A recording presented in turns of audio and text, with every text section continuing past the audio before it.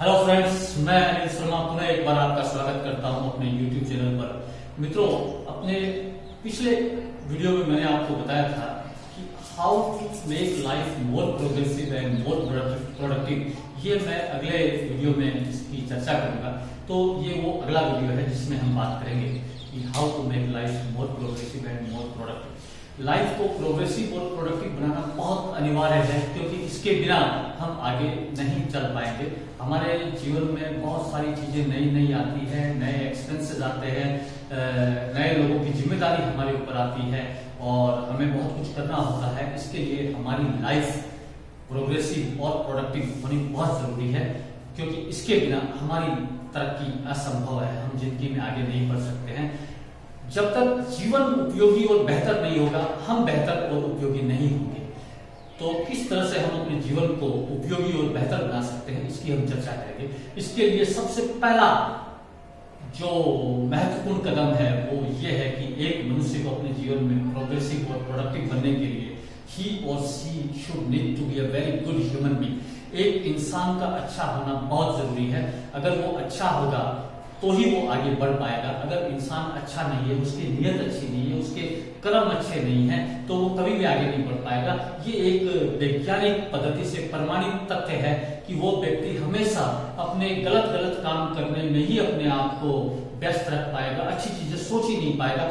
वो अगर आगे बढ़ता भी है तो उसके पिछले कर्म और उसके वर्तमान उसकी जो गतिविधियां है वो उसको रोक के रखेगी, उसको आगे नहीं बढ़ने देगी। इसलिए इन सब चीजों से छुटकारा पाने के लिए और जीवन को फास्ट करने के लिए आपका अच्छा होना बहुत अनिवार्य है। इसलिए आप अपने आप को एक बेहतर इंसान बनाए, एक अच्छा इंसान बनाए, हेल्पिंग नेचर वाला बनाए, अच्छी सोच वाला बनाए, तो आपके लिए आगे बढ़ना, प्रोग्रेस करना बहुत आसान हो जाता है और आपकी संभावनाएं बहुत ज्यादा बढ़ जाती है कि आप जीवन में तरक्की करेंगे। सो पहला कंडीशन ये है कि a person should be a very good human being. Second, जीवन में आगे बढ़ने के लिए आपको साहस करना होगा, आपको अपना करेज दिखाना पड़ेगा, क्योंकि जितना बड़ा आपका करेज होगा आपकी लाइफ उतनी ही एक्सपांड होगी। अगर आपके पास करेज नहीं है, आपके पास हौसला नहीं है, तो आपकी लाइफ सिकुड़ जाएगी, श्रिंक हो जाएगी और जीवन में बहुत कुछ ज्यादा आप अचीव नहीं कर पाएंगे।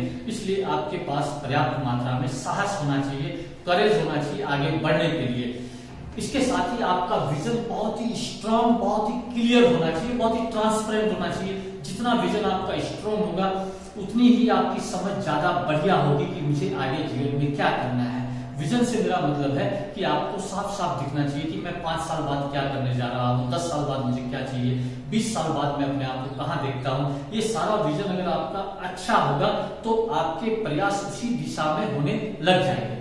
नेक्स्ट पॉइंट इसके बाद आता है, you always try to align your vision with your knowledge, information, skills and ability.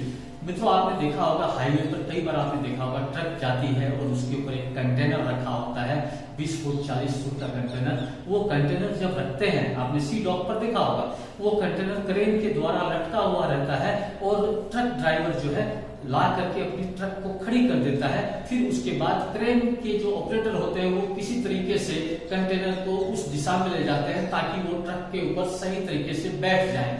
उसी तरीके से आपका विजन जो है वो बिल्कुल ट्रक है और जो कंटेनर है वो आपकी स्किल्स है, आपकी नॉलेज है, आपकी इंफॉर्मेशन है।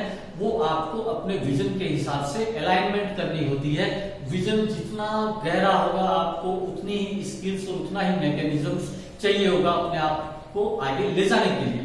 इसके बाद हमें जिस बात पर ध्यान देना है वो है कि हमारी हैबिट ओवरथिंकिंग की नहीं होनी चाहिए। We should not have the habit of overthinking. किसी चीज के बारे में हम ज्यादा सोचते हैं तो फिर वो चीज बिगड़ जाती है, क्योंकि हम उतना ही कर सकते हैं जो चीज हमारे नियंत्रण में है।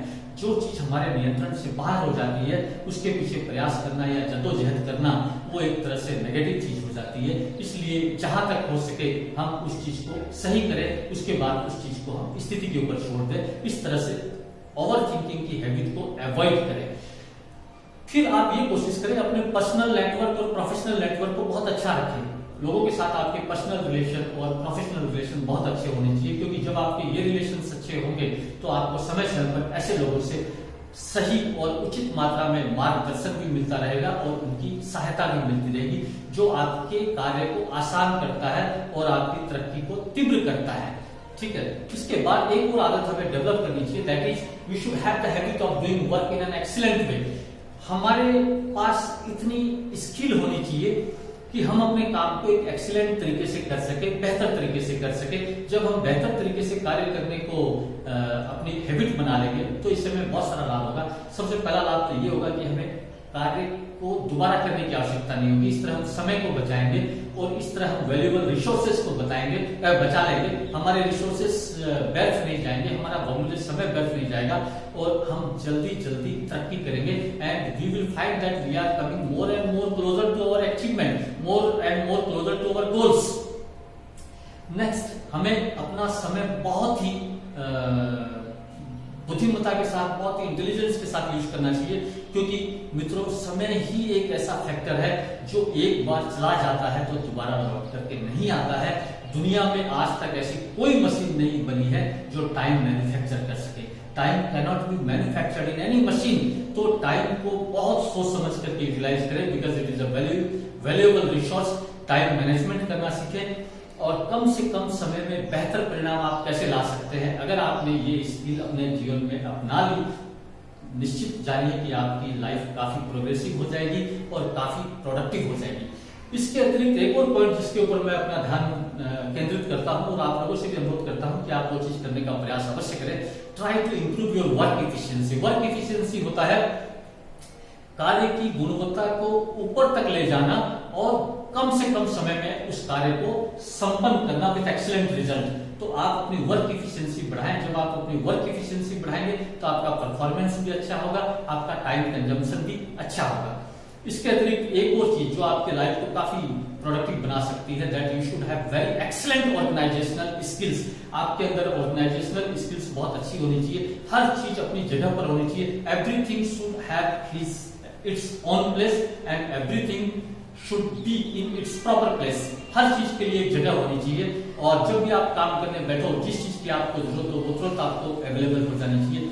मैं समझता हूं कि अगर आपको कोई भी चीज चाहिए, आपको लैपटॉप चाहिए, आपका मोबाइल चाहिए, आपकी स्टेशनरी चाहिए, वो सब आपको विद इन नेक्स्ट 30 सेकंड्स में अवेलेबल हो जाए। इतनी हद तक आप अपनी ऑर्गेनाइजेशनल स्किल्स को डेवलप करें और अपना वर्क एनवायरनमेंट काफी इफिशिएंट और बहुत प्रेजेंट रखें, क्योंकि एक प्रेजेंट और इफिशिएंट वर्क एनवायरनमेंट आपकी इफिशिएंसी को इनहांस करता है, आपकी इफिशिएंसी को बढ़ाता है।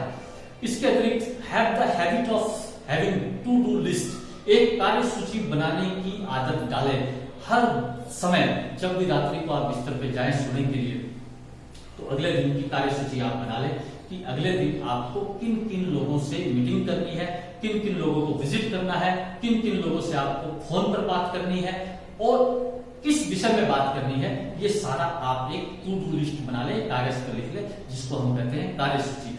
जब कार्य सूची आपके हाथ में होगी तो आप अपना काम करना बेहतर तरीके से प्रारंभ करेंगे और at the end of the day आप देखेंगे कि आपकी प्रोडक्टिविटी काफी अच्छी हो गई है और जो काम आपका बच गया है वो आप किसी अगले दिन के लिए उसको फिक्स कर ले, किसी अगले दिन की कार्य सूची में आप उसको डाल दें। Next, have the skills of self management. Self management means आप अपने आप को किस तरह से मैनेज करते हैं। आप अपने किसी भी कार्य के लिए दूसरे पर निर्भर नहीं करते हैं, वो स्किल आप सीखें। अगर आप सेल्फ मैनेज कर लेंगे अपने आप को तो आपका बहुत सारा समय बच जाएगा और कम से कम समय पे आप आगे बढ़ेंगे, आप किसी के ऊपर निर्भर नहीं रहेंगे।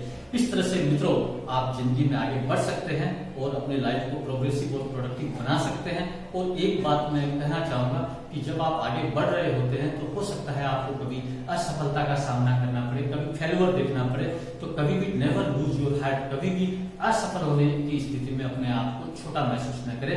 हमेशा अपना दिल बड़ा करें और ये मान के चले कि फेल्योर में भी आपको सीखने के लिए बहुत कुछ मिलेगा। इसके साथ ही मैं अपनी बात समाप्त करता हूँ। धन्यवाद।